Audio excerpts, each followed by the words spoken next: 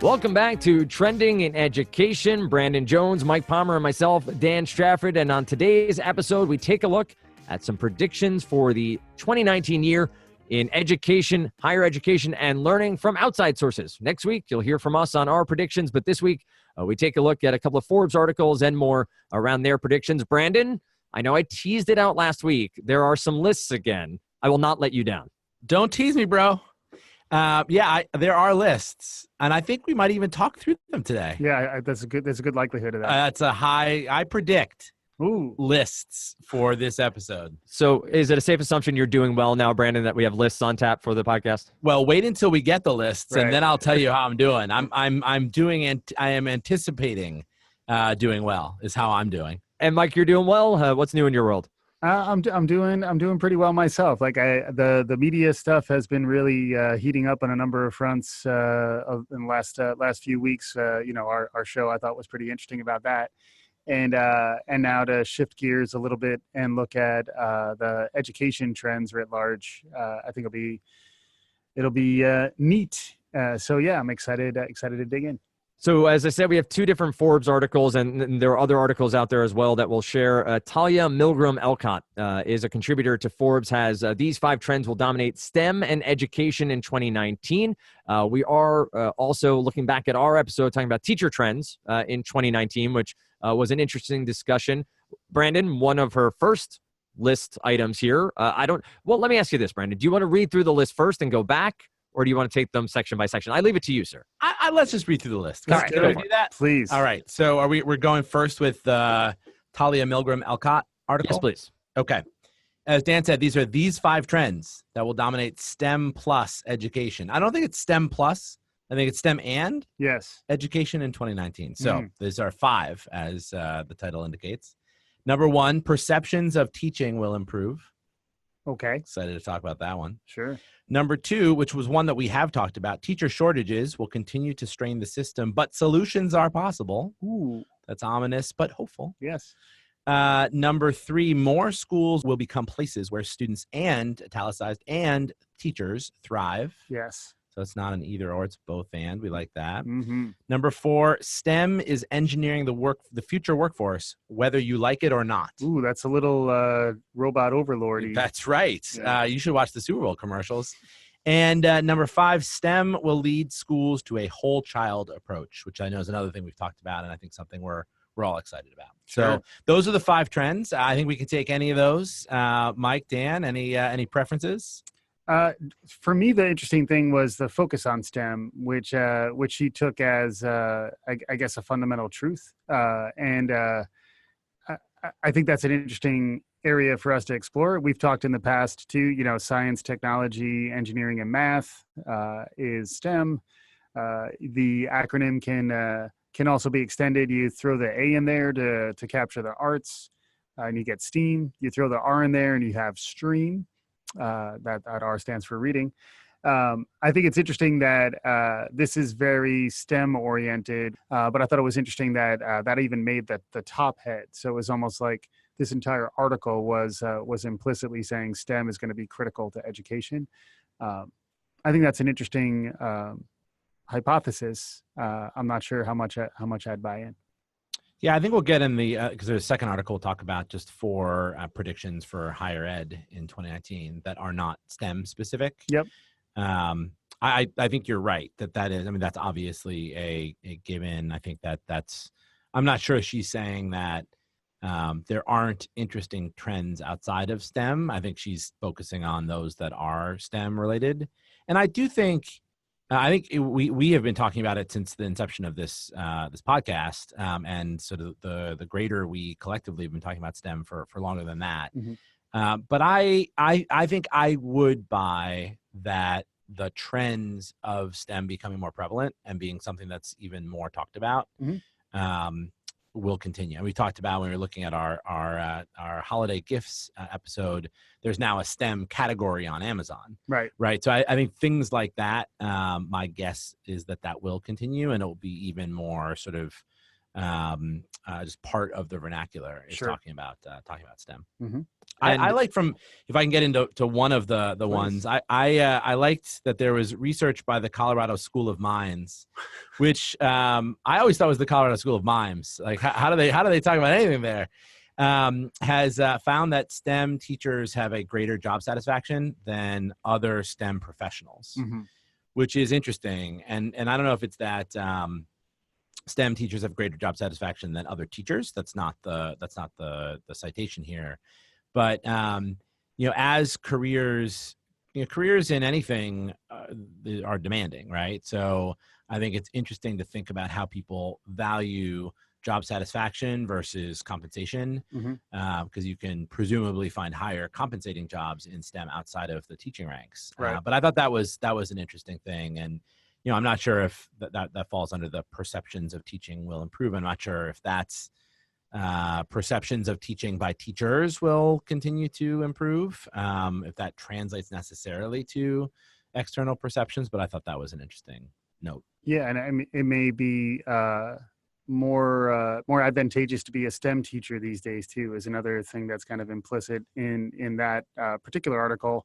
And which is interesting when you think back to when we were talking about teacher trends, how increasingly teachers are leaving the profession at unprecedented rates. So I wonder if, connecting the dots, and obviously they're different studies, but is it that we're losing non-STEM teachers, or we're not really engaging non-STEM teachers, which I think may in fact be a reality. And that kind of ties back to my previous point where focusing so narrowly on the area that we know we need to grow, we may be allowing other parts of the teaching profession to languish and not really get the support that they need. Absolutely.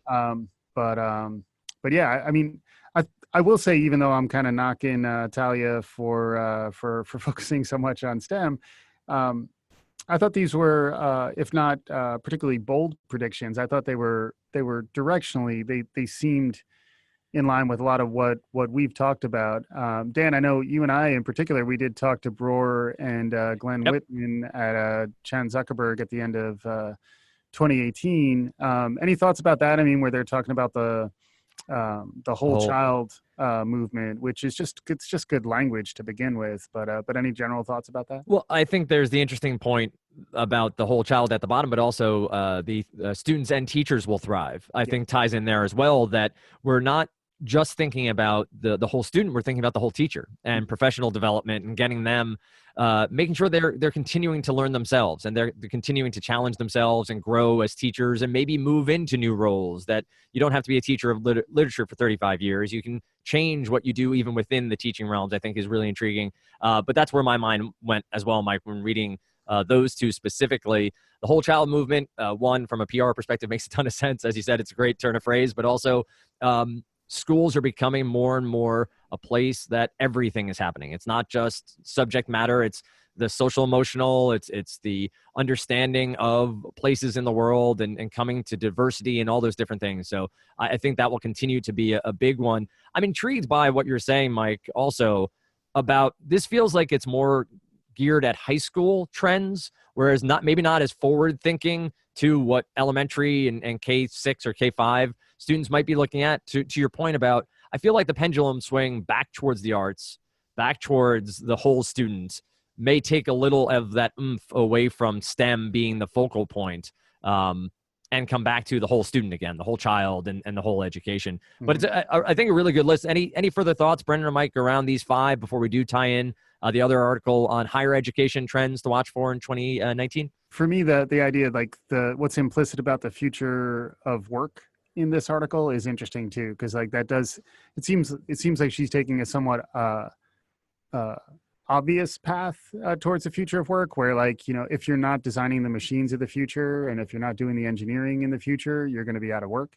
And a lot of the research I've seen around the future of different types of jobs is saying that there's an element of that's true, that there's a whole class of professions that are going to really be STEM enabled. It is interesting to think, though, of the creative needs and the social emotional needs that are going to be critical to the future.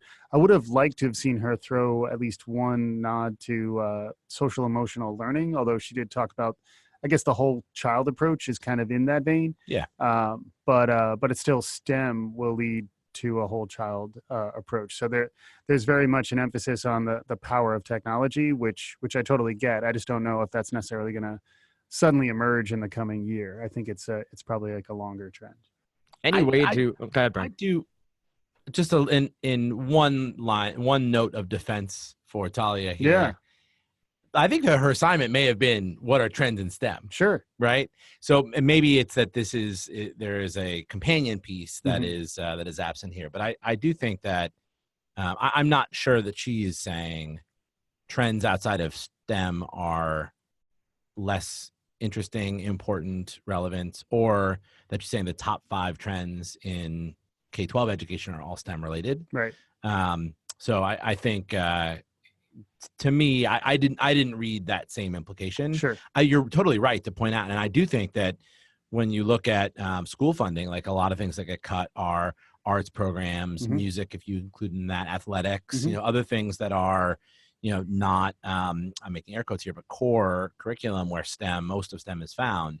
So that is a real risk. I don't want to take away from that point. I think that's one that it's important to think about, how children are being educated and what the focus is today. I didn't read the same implication in Sure. in her article. Great points, both there. And I think that, Mike, to your point, is there a way we can jam SEL into STREAM and make it a longer acronym, perhaps, as we move forward? Interesting. I don't think it can work, but we'll try to figure it out here over future episodes. Brandon, there's another list. There's Sure is. a set of 4, another Forbes article for higher education. So really splitting the focus here down to higher education alone. Would you do the honors again, sir? I sure will. Dan, you asked me how I was doing. I was anxious about committing to doing so well, but now that I get to read 2 lists, that's 9 things over 2 lists. I'm doing super duper. This one is also from Forbes, as you mentioned, 4 predictions for higher education in 2019. Number 1, Congress will advance higher education legislation. So congressional efforts around Higher Education Act. The subhead is that those efforts are gaining steam. 2, states will invest more in college affordability, which I think if that is true, I think we all would think that's a good thing. 3, student debt for graduates will grow slowly, though millions will continue to struggle. There was cited here a lot of growth in student debt for a 6-year period, for a 4-year period earlier, end of last decade into the beginning of this one, and then slower growth. The prediction is that slower growth will continue. And for the bloom will come off income share agreements. So it also talks about how this is in the hype cycle. So I think this is saying, like that roller coaster, it's getting over the peak of inflated expectations, heading down into the trough of disillusionment. So those are the 4. So, Mike, one of the interesting things I read, I think a couple of weeks back, about the income deferral plans, or the idea of getting a job and then paying your college back, right? So you're sort of saying, I'm not going to pay up front. When I get a job, you're going to take X% from my income and pay. It's still a form of debt. It's still a form of debt in some way, shape, or form. So it's intriguing here to see this author call it out specifically in that way and say that we may start to see, again, a pullback from that. Do you see it as a viable way, or just sort of another way for student debt to be, continued on in just a different name? Yeah, I guess I'm of 2 minds. On the one hand, it does sound a lot like indentured servitude. So, like the idea that you get a job, but your wages are being garnished until you pay off the debt for your undergrad, does seem problematic to me. I think the flip side, though, is more creative partnership between the private sector and higher ed to actually fund undergraduate education, I think is smart. So I think the idea that these ideas are getting press, the fact that it was covered in the New York Times, and then that this writer, who are we talking about? We're talking about James Cavall, was actually taking issue with something that I think got a little bit of a more positive treatment in the New York Times education section. I think is good. It's that, like, we actually need to be having conversations about these different types of models. The underlying problem, I think, to your point, Dan, is that tuition is just too damn high. To paraphrase the rent is too damn high guy. But until we address that underlying economic challenge of $40,000-$50,000 tuition burdens per semester, maybe a little bit less depending on how resourceful you can get around your funding and whether you go to a more affordable state school.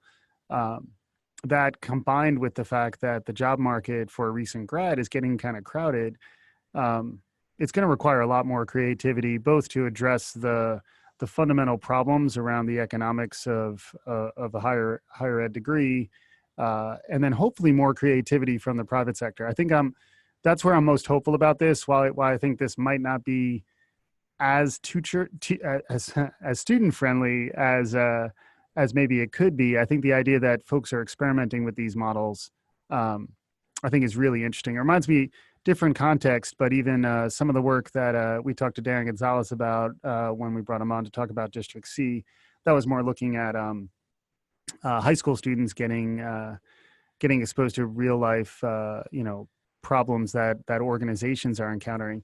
Those types of ideas, I think, are how we start to solve some of these problems, and I'm glad at least this is getting some broader attention.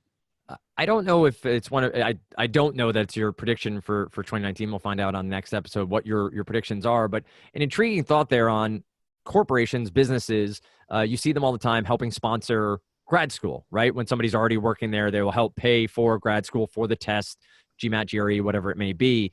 Intriguing to think if the private sector could absorb that debt for a student they hire. So the agreement is, rather than the student paying them back, once they get gainfully employed, can it be the institution that's hiring them that can help defray some of those costs? And I don't know if that's where you were going with that thought process, but it is an intriguing connection between universities and the private sector to defray the cost for the individual. Yeah, I just think more ideas right. are better, and then admitting that we have a problem is the beginning of getting on the path to a solution here. So I think we do clearly have a problem, and then trying to, how do we incentivize organizations to sort of lean in, right, to try to help solve the problem, I think is the next question. But then that becomes more of a policy question, which I'm not particularly hopeful around educational policy, making it into our sort of legislative agenda, considering the way the year is shaping up. Now, Brandon, those are two of the points here on the list. One being that there would be on the national level, congressional action on education. And then the second one about affordability, and Gavin Newsom in California saying that he was going to address the UC system, which is obviously the largest one in the country. Are you hopeful that this can help curb some of the problems we've seen, or do you see a negative side to these potential legislative endeavors? Yeah, well, stay tuned for my 2019 prediction. Teasing that out. Nice. It's next week. That's excellent. It'll be coming at your ears, at your learn holes next week. So I'm going to hold off on weighing in on the legislative piece. The other three, and I'm going to say just a different version of what Mike just said, but the other three are all related to the return that a family or a student is expected to get on her investment in higher education. And, that's around affordability, around debt, and around some of the sort of new form of how to finance that debt, essentially. And I think it is a real issue. And I think Mike's point, the first step is agreeing that we've got a problem. I think this is going to be a trend, and I don't believe this is starting to trend. I mean, these are things that, as it said, it's in the hype cycle. It's well up on the hype cycle, I think. But we've got a real problem in higher education with regards to what kind of value you can expect to get out of your investment. And there is a bubble. We've talked about that bubble has not burst. I don't think that there's a prediction that it's going to in 2019. But I think this is good. I don't know that it portends like immediate solutions, but in the employer prospective applicants and higher education sort of triangle, I think there are solutions on all sides there. And I'm interested to see, sort of the mashups that continue in terms of internships or externships or debt forgiveness. Like, I think all of that is a pretty interesting space, and I expect we'll see some movement in 2019. It's an interesting conversation around higher education. And Mike, one that has gotten spoken about a little less at times is the grad school the price as well, that it's not just necessarily undergrad, it's the grad school cost. Not real discussion here, but it does seem, wondering if you agree, that it's just cost, as Brandon was saying. It comes down to the dollar, the investment, and what we're getting back from it. As you look forward to a future of college education, is that first and foremost in your mind, the investment, the return on investment, or are you looking for the best fit for your son way off in the distance? Yeah, I mean, Matthew's now 7 weeks old, so we have a little time to get our act together. I honestly don't know where higher education will be in, say, like 17, 18 years from now. Like, the one thing that I think is interesting is the opt-out movement. Just opting out of higher ed entirely is an interesting trend to see. Like, can you still are there paths to employability that don't involve higher education?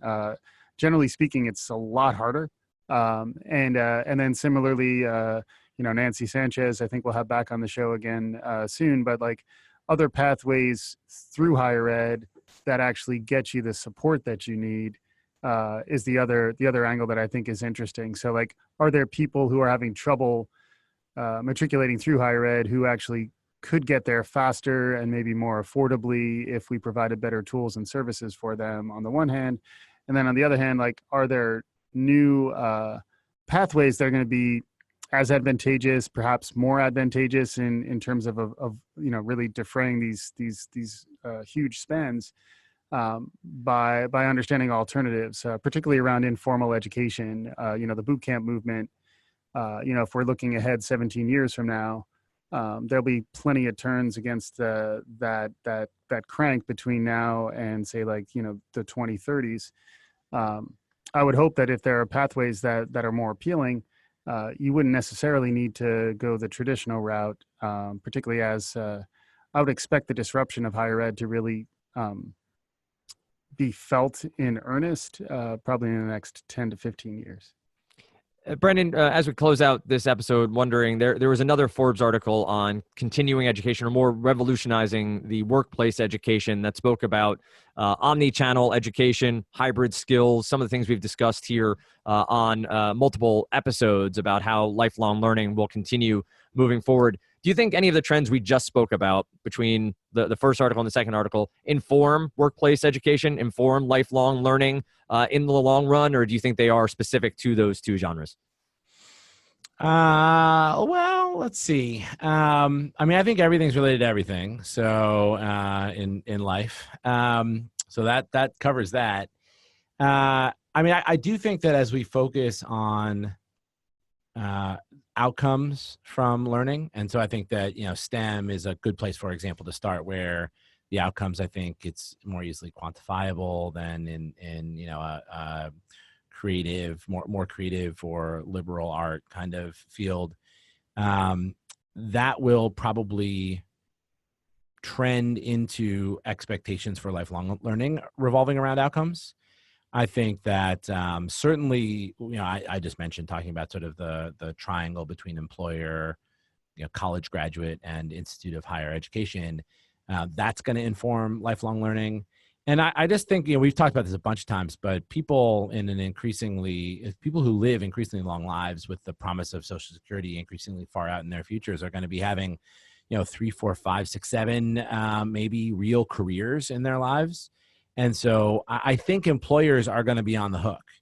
My hope is that employers don't try to do all of that themselves, that they actually partner with institutions, including commercial outfits like potentially even Kaplan, who are good at providing training and frameworks and actually delivering that kind of learning.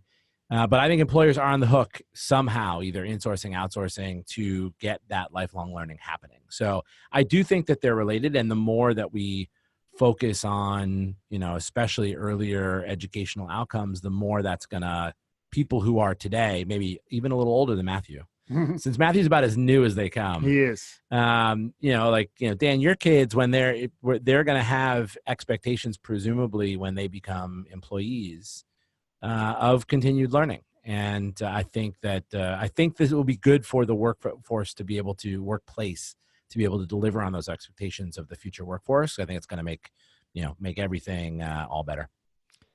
Education and learning trends in 2019. We will have our predictions on our next episode. This will also be a conversation we come back to throughout the year. Check in on it as new news comes forward. Obviously, teacher strikes, Red for Ed, that is a movement that is going on across the country, will continue to be part of our discussion here as well. So if you have anything to share, if you're a teacher out there in the world who's part of an ongoing movement or something you want to share, feel free to find us on Twitter at Trending in Ed, same on Facebook, and then trendingineducation.com. We'd love to hear from you. Share your story as well. With that said, next week, it's the prediction show. You don't want to miss that one. Until then, thanks so much for listening to Trending in Education.